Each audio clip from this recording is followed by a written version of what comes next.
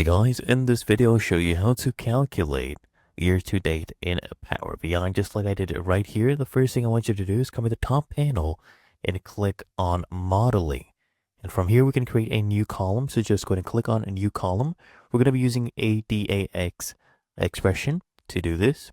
Now we can name this column anything you want. So you can name it, for example, year to date.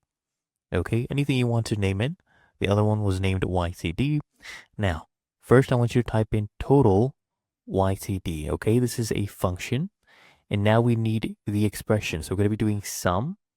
Okay, and where is your sales located? So my sales is located right here in this sheet, financials. As you can see, sales. So come here and choose financials and then sales. So we can type in financial and then get this bracket, type in sales. There we go. And now what we need to do is just close this. Okay. So put the curved bracket at the end, put a comma, and now we need to get our dates.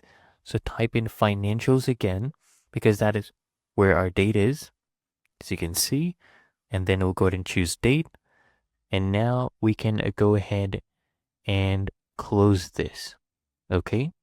So I'll close this right here and just press enter and our new column will be created. And to bring it in, you just come here at the right hand panel, scroll down and just toggle the column you had created.